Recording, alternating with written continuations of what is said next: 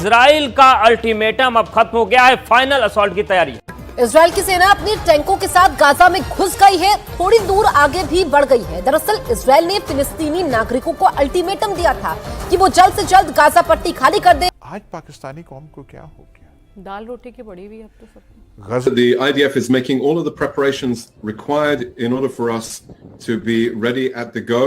Israel की गजा पर बरी, फसाई और बहरी हमले की तैयारी मुकम्मल। इजराइल का गजा के शिमाल में अस्पताल भी खाली करने का हुक्म। जंग के अगले मरहले का वक्त आन पहुंचा।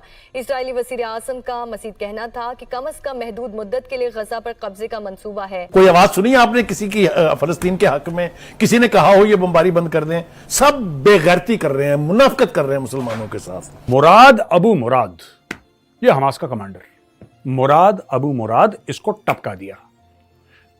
क्यों टपकाया? इसलिए टपकाया, एक तो हमास का कमांडर है, तो जो अब देख लीजिए ना, अब पंगे बढ़ने शुरू हो गए हैं ना, बात अब गजा से आगे जा रही है। दमिश्क पे हमला कर दिया इन्होंने, हो गया ना, आपके सामने हुआ है ना। वो भी हमास का कमांडर है, हमास का मंत्री है, हमास का संतरी है, उससे कोई फर्क नहीं पड़ता है, सब निपटने वाले हैं। Prime minister of Israel Benjamin Netanyahu ने साफ साफ कह दिया है कि अगर आप हमास के हो तो आपका थैंक यू हो चुका है। जब गैर मुस्लिम को मारे तो मुसलमान को फिक्र नहीं, जब मुसलमान गैर मुस्लिम को मारे तो मुसलमान को फिक्र नहीं, जब मुसलमान को मारे तो मुसलमान को फिक्र नहीं। मुसलमान को फिक्र तब होती है जब कोई गैर मुस्लिम मुसलमान को मारता है। देखिए आने तो उनको कोई नहीं दे रहा है। इजिप्ट ने भी अपने दरवाजे बंद कर दिए, बाकी कंट्रीज भी उनको आने के लिए मना कर रही हैं, तो फिर ये साथ में तो मुझे कहीं से दिखाई नहीं दे रहे। उस वक्त भी मुस्लिम कंट्रीज चुप करके बैठे रहे। इजराइल के साथ सब खड़े हैं। पैलेस्टीन के साथ कौन खड़ा है? Pakistan, Syria, Iran, Iraq, Lebanon, ये महान महान देश।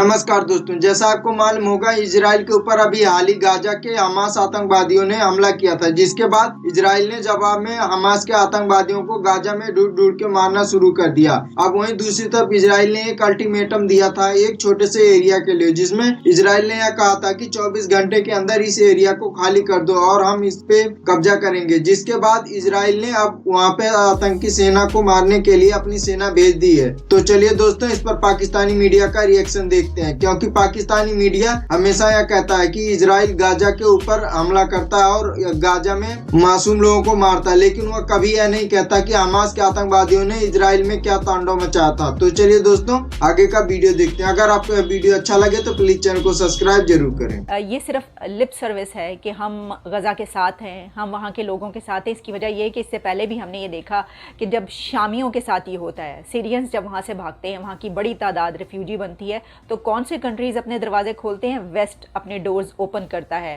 सीरियन रिफ्यूजीज़ के लिए, जर्मनी अपने डोर्स ओपन करता है। उस वक्त भी मुस्लिम कंट्रीज़ चुप करके बैठे रहे थे, मुंह पे उंगली रख के बैठे रहे थे, और किसी ने ये नहीं कहा था कि हमारी तरफ आ जाएं। किसी ने उन वहाँ के जो इस्लामिक कंट्रीज़ के निकलने वाले रिफ्यूजी हैं, किसी ने उनको पनाह नहीं दी। किसने पनाह दी? वेस्ट ने। मगरबी ममालिक ने ही उनको पनाह दी। इस वक्त भी ऐसा नज़र आ रहा है कि बातें तो बहुत बढ़ बढ़ के की जा रही हैं, लेकिन अपने मुल्क में उनको लेने के लिए कोई तैयार नहीं होगा। इसी के साथ एक और ख़बर ये है जो कि बहुत अलार्मिंग न्यूज़ है, और वो ये है कि लेबनान और इज़राइल के बीच भी झड़पें जारी हैं। इज़राइल ने सीरिया पर, शाम पर बमबारी की है, हमले किए हैं, और अब लेबनान इसमें पूरे तरीके से दाखिल हो चुका है। यानी जो हमने आपको पहले कहा था कि ये मल्टी फ्रंट वॉर बन चुकी है, तो इसमें लेबनान भी शामिल हो चुका है, और लेबनान ने भी हमले किए हैं इज़राइल पर। तो हिज़्बुल्लाह के ये हमले इज़राइल पर, जब मैंने पहला प्रोग्राम उसके ऊपर किया था तो मैंने कहा था कि इस वक्त इज़राइल को सबसे बड़ा ख़तरा या ख़दशा ये है दुनिया को कि कहीं ऐसा तो नहीं होगा कि हमास के साथ साथ ऐसे ही एक और ग्रुप हिज़्बुल्लाह भी हमला करे इज़राइल पर, और अगर ऐसा होता है तो फिर ये जंग क्या रुख इख्तियार करेगी। तो अब ये हो चुका है, और हिज़्बुल्लाह भी इज़राइल के साथ जंग में शामिल हो चुका है। तो अब Israel, Hamas, Lebanon, Hezbollah, Iran वैसे ही धमकियां दे रहा है, ये सब कुछ इकट्ठा हो चुका है। तो इसी बिना पर कहा जाता है कि ये जंग अब सिर्फ हमास और इज़राइल के बीच की जंग नहीं रही। मगर उनका ये नहीं है कि वो ये कह रहे हैं कि जो पैलेस्टाइन ने किया वो ठीक किया और हमास टेररिस्ट ऑर्गेनाइजेशन नहीं है। वो ये कह रहे हैं कि भाई इज़राइल को डिस्प्रपोर्शनेट एक्शन नहीं लेना चाहिए। जैसे आज पुतिन साहब का बयान था कि इज़राइल के पास राइट टू सेल्फ डिफेंस है, मगर वो डिस्प्रपोर्शनेट है।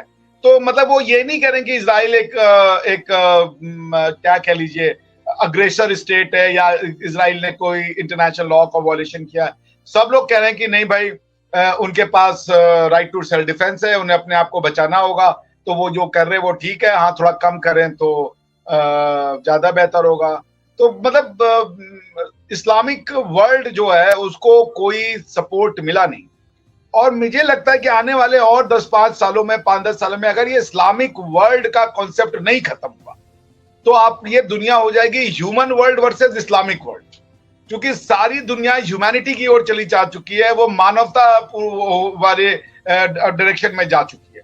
तो मानवीय समाज वर्सेस इस्लामिक समाज, अब ये इस्लामिक समाज को सोचना है कि वो कहाँ जाना चाहते हैं। भाई हमास के जो लीडर थे या जो कोई पैलेस्टाइन के जो कोई धर्म गुरु थे, इस्लामिक स्कॉलर, उन्होंने कहा कि इस्राइल तो हमारा पहला है, उसके बाद दुनिया पे हमें फतह करनी है। अब ये कौन सा आपको मतलब यार स्पिरिचुअलिटी है ये कि दुनिया पे फतह करनी है, लोगों के जबानों को खत्म करना है, लोगों के कल्चर को खत्म करना है, लोगों के हकूकों को खत्म करना है, इस्लामी हकूक होंगे, ये सब क्या मतलब, ये कौन सा मानसिकता है?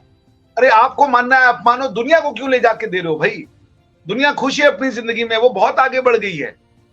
आप जो है दुनिया को पीछे खींच के ले जाना चाहते हो। और मजे की बात है, दुनिया के जो दुनिया में अवेलेबल रिसोर्सेज हैं, जो टेक्नोलॉजी है, उनका यूज करके आप उनको पीछे ले जाना चाहते हो। तो लेकिन ये साथ कैसे दिखाई दे रहे हैं आपको ये लोग, इस्लामिक कंट्रीज जो हैं या गल्फ कंट्रीज जो हैं, वो फलस्तीन के इसलिए कि आने तो उनको कोई नहीं दे रहा है। इजिप्ट ने भी अपने दरवाजे बंद कर दिए, बाकी कंट्रीज भी उनको आने के लिए मना कर रही हैं, तो फिर ये साथ में तो मुझे कहीं से दिखाई नहीं दे रहे। आपके ख्याल से ये सिर्फ एक दिखावा है या वाकई में ये इस्लामिक कंट्रीज आगे बढ़कर और जो है फलस्तीन को या हमास को वो सच में सपोर्ट कर रही है, या सिर्फ ये स्टेटमेंट की हद तक है?